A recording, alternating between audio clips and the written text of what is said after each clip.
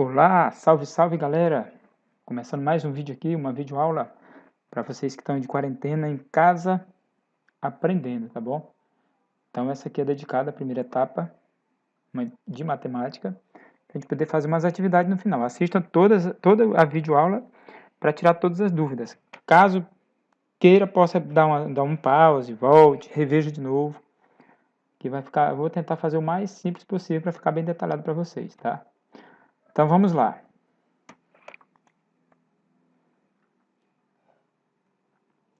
Matemática e suas tecnologias. Estatística, nós vamos ver um pouco o que seria estatística. Então, os conceitos aqui para vocês.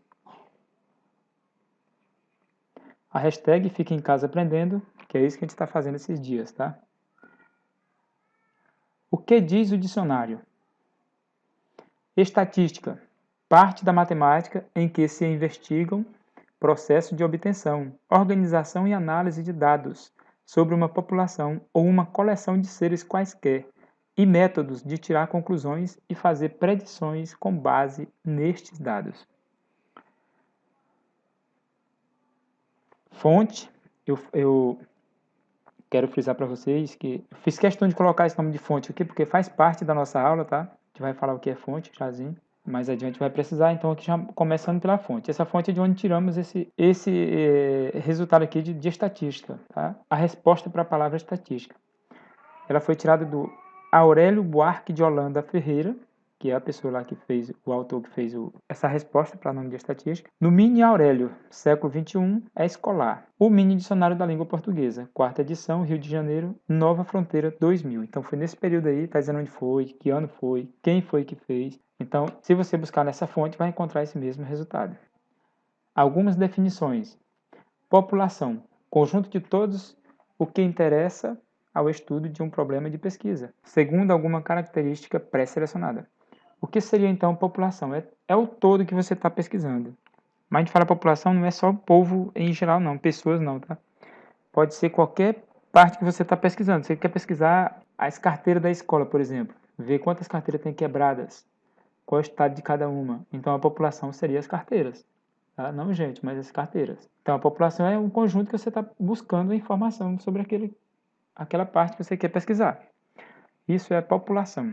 Quer saber qual é a população dos insetos, por exemplo, quer ver aqui que tipo de borboleta, alguma coisa. Então, as borboletas que você está pesquisando são chamadas de população, no geral. Depois vem a amostra. Qualquer subconjunto não vazio de uma população, ou seja, qualquer parte não vazia de uma população. O que é isso? Para a gente fazer uma pesquisa, como eu falei agora há pouco sobre a população, de cadeiras, de borboletas, de pessoas. Agora, esse ano mesmo, que é ano de eleição municipal, aparecem muitas pesquisas para saber qual a intenção de votos para o candidato A, B, C, que tiver lá, rejeição, alguma coisa assim. Aí o que acontece? A população, nesse caso, são todos os eleitores do município, tá? Não é todas as pessoas, são os eleitores. Como é uma pesquisa eleitoral, para saber quem prefere o candidato A ou B, então são os eleitores. E todos sabem que eles não vão pesquisar todas as pessoas. Eles pegam só uma parte da população, que são esses eleitores, e fazem essas perguntas. Selecionam, vão pegar um do centro, do bairro Vila Nova, de Santos Filho, outro lado é Boa Lembrança, outro da Paciência, é assim.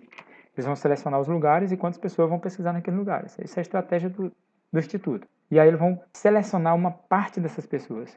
Aí com essa parte, eles fazem a porcentagem e tiram o resultado do todo. Então essa parte é chamada de amostra. É quando você vai fazer um exame de sangue. Você colhe uma parte, aquela parte é a amostra para fazer o exame. Não vai tirar seu sangue todo. Mas ele tira uma parte e daquela parte ali vai fazer o exame e vai ver o que está acontecendo, o que tem no seu sangue. Tá? Variável. Tem por característica apresentar uma variabilidade quando são realizadas sucessivas mensurações. Variável é exatamente o que está se perguntando. Eu acabei de dar o exemplo das eleições municipais. Então, se a pessoa chega lá querendo saber qual é a intenção de votos, como é que está o candidato A, ou qual é a rejeição. Vamos colocar rejeição. Eu vou fazer uma pesquisa e quero ver qual é a rejeição que o candidato A tem, ou o candidato B ou C, qual é a rejeição que está tendo no município. Então, essa rejeição é que é a variável. Ela varia. Uma pessoa diz que está bom, outra pessoa diz que não tem rejeição, outra tem rejeição sobrando, alguma coisa assim. Um diz que é a favor de candidato A, outra do B. Então, essas respostas variam, por isso que é chamado de variável. Outro exemplo, se você quer fazer uma pesquisa na sua escola e quer saber qual é a cor dos olhos predominante da sala de vocês, por exemplo. Então, vai ter olhos azuis, olhos castanhos, preto. Então, vai variar. Essa pesquisa que você está fazendo, essa resposta que você está buscando obter, é que é chamada de variável. Aí a variável, ela tem variável qualitativa e a quantitativa, tá? A qualitativa caracteriza numa pesquisa por se referir a avaliações subjetivas. A quantitativa caracteriza uma pesquisa por se referir a avaliações objetivas, de caráter numérico. Qual a diferença dos dois? Eu dei o exemplo agora dos olhos, a cor dos olhos. Quer saber a cor dos olhos dos alunos de sua sala? Cor dos olhos é uma variável, que vai variar, tem várias cores. Mas você não vai responder com números. Você não vai dizer assim, qual é a cor dos seus olhos? Ela vai responder 30. Tem cabimento, né? Então, a cor dos olhos são respondidos com palavras, que não sejam números. Então, essas palavras expressam exatamente qualidades. São subjetivas.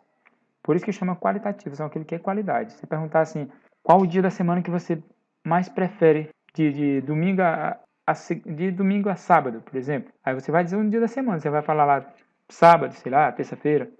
Então você não vai responder com números. Perguntar qual dia da semana você prefere, você vai responder 15. Nada a ver. Então aquilo que você responde que não utiliza números, quantidades, então isso é chamado variável qualitativa. Tá olhando um carro lá e você perguntar assim, qual é a cor do carro que você prefere?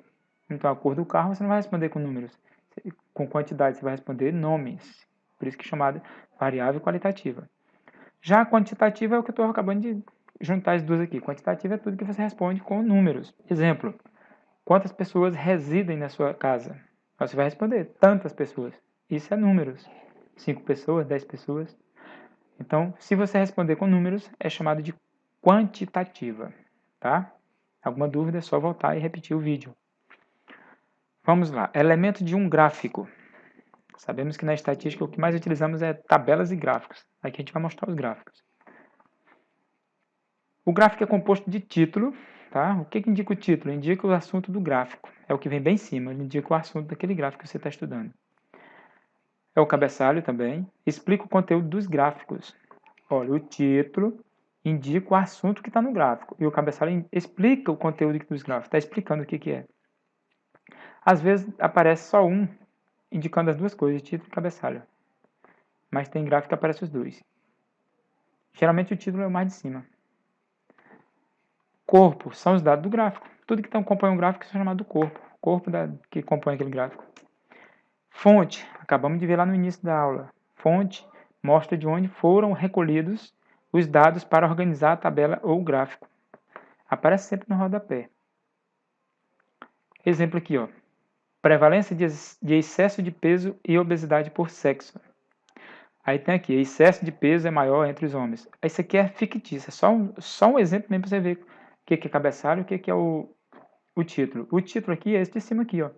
Prevalência de excesso de peso e obesidade por sexo. Ele mostra de que trata esse gráfico aqui, ó. E esse nome de vermelho aqui, ó, excesso de peso é maior entre os homens, está explicando que entre os homens esse excesso de peso é maior. Então ele é o cabeçalho, tá bom? Aqui é o título e aqui é o cabeçalho. O que está aqui dentro é o que compõe o gráfico, isso aqui é o corpo. Tudo que está aqui dentro, excesso de peso, obesidade, aqui tem uma legenda, dizendo as corzinhas, esse azul mais claro é o total, que é esse aqui, ó, total de excesso de peso e total de obesidade. Masculino, esse azul mais escuro, tem nos dois, e feminino esse outro aqui, o verdinho aqui do lado. Então, o que compõe é o corpo, tá? E por último, nós vamos mostrar a fonte. Olha a fonte aí, ó. Geralmente ela vem no rodapé aqui embaixo, está dizendo que é vigilância de fatores de risco e proteção para doenças crônicas por inquérito telefônico, Vigitel. Ministério da Saúde, abril de 2014. Esse aqui é tirado de uma fonte verdadeira, tá? Mais adiante a gente vai ver algumas fontes fictícias. Tipo de representações gráficas. Vou mostrar o tipo de gráfico aqui também para a gente trabalhar. Tem um gráfico de colunas, que é exatamente esse que a gente acabou de ver aí, ó, colunas. Exatamente isso aqui são colunas, ó. Verticais são colunas. Número de acidentes da empresa, fogo e companhia. Esse aqui é o número de acidentes da empresa, digamos que seja o título. Fogo e companhia é o nome da empresa, tá? Então, nesse caso aqui é aquele caso que eu falei. Pode aparecer os dois indicando um só. Cabeçalho e título no mesmo lugar. De que se trata isso aqui? Está tratando de qual é a quantidade de acidentes de janeiro de 2008 até janeiro de 2012. Então, o título seria esse aqui, o cabeçalho seria você dizer de que se trata o gráfico, tá? Mas é fictício, aqui é só um exemplo. Só dizendo que o gráfico é de colunas. Olha a fonte aí, dados fictícios.